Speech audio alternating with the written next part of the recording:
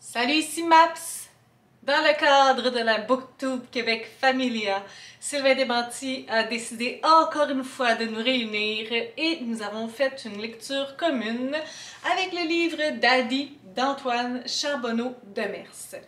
On entend beaucoup le nom de cet auteur-là ces derniers temps avec Baby Boy. Pour ma part, c'était la première fois que je lisais la plume d'Antoine Charbonneau-Demers. Tout simplement pardon. J'aurais aimé ça lire sa plume bien avant, mais la vie ne nous a pas mis sur le même chemin. Donc lorsque j'ai vu cette opportunité-là de faire une lecture commune sur le livre de Daddy, j'ai dit oui.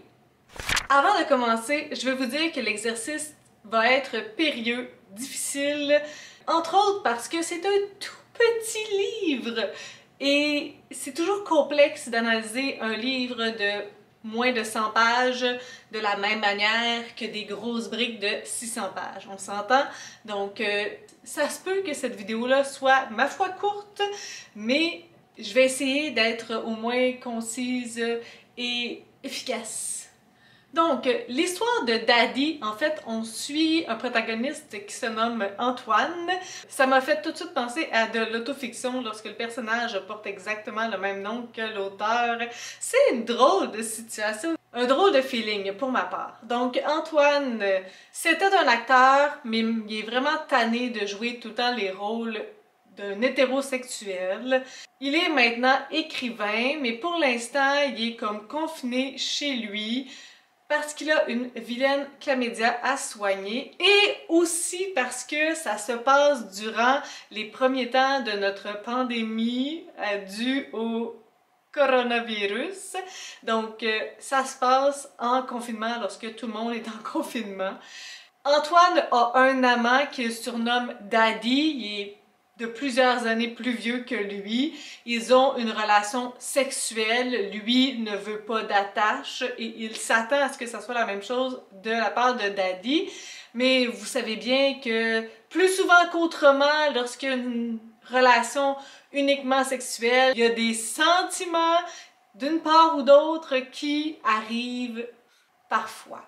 Lorsque Daddy va dire « je t'aime » à Antoine, ça va tout chambouler, il voudra pas continuer dans cette lancée-là, il va vouloir tout défaire, leur relation, préfère arrêter que de continuer sur cette même relation sexuelle, mais avec sentiment. Donc c'est ce qu'on va suivre dans ce petit livre-là. Je commence par vous parler de l'écriture, ça se lit super bien, super rapidement, c'est fluide. J'ai commencé à lire le livre et j'avais juste envie de continuer de tourner les pages sans m'arrêter et ce que je me suis rendu compte, c'est qu'il était terminé. Donc ça se lit d'une claque super rapidement. C'est, comment on appelle ça? One sitting book. Un livre de s'asseoir pour une fois. Ouais, c'est ça, ça se traduit vraiment mal. Il y a aussi des échanges de textos dans le livre et ça, j'ai trouvé que ça rajoutait un aspect très dynamique, très rythmique au livre. C'est un autre aspect qui fait qu'on a juste envie de tourner les pages et que ça se lit super bien. Les chapitres sont aussi, ma foi, assez courts à certains endroits, donc tout ça fait en sorte que c'est un livre qu'on déroule. J'ai trouvé ça tellement étrange de lire à propos du confinement. Tu sais, parce que c'est quelque chose que là, on vit depuis une année, mais on lit des situations externes à ce qu'on vit, sauf, tu sais, si vous lisez de la grosse science-fiction, qui a comme ces enjeux-là, mais c'était juste vraiment étrange comme sensation de lire à propos du confinement. En tout cas, je sais pas comment expliquer ça, mais ça c'est vraiment un aspect déstabilisant pour moi. Je sais pas si ça fait que j'ai plus apprécié ça ou moins apprécié ça, c'est juste comme une couleur différente, un aspect différent.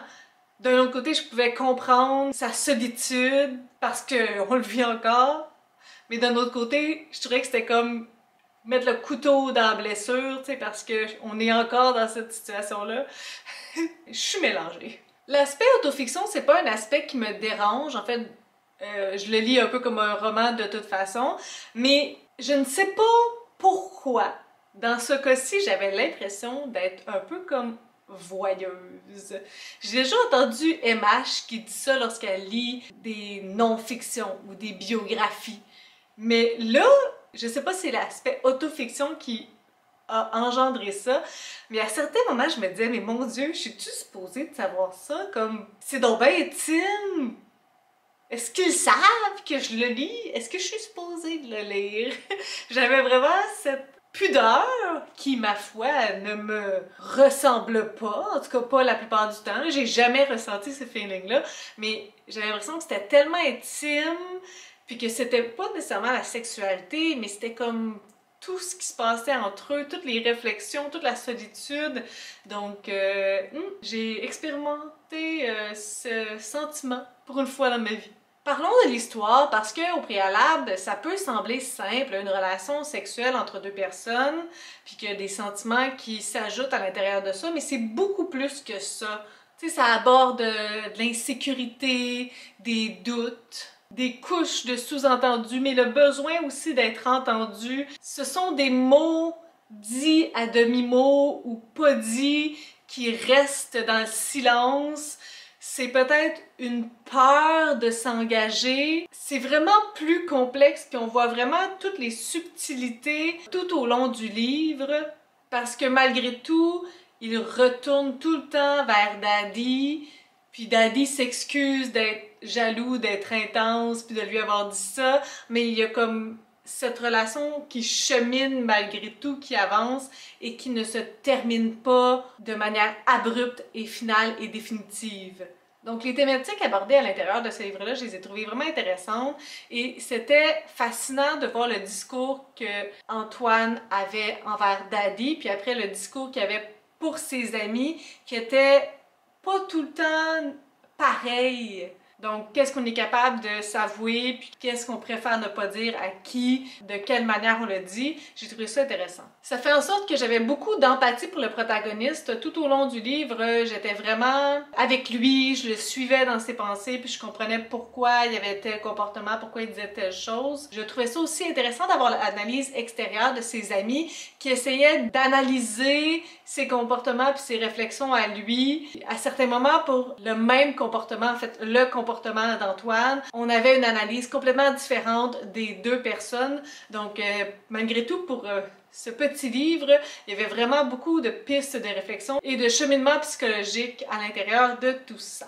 Donc, c'est un livre que j'ai bien aimé, j'ai lu rapidement. Je suis encore une fois très intéressée à en connaître plus sur les écrits d'Antoine Charbonneau de Mers.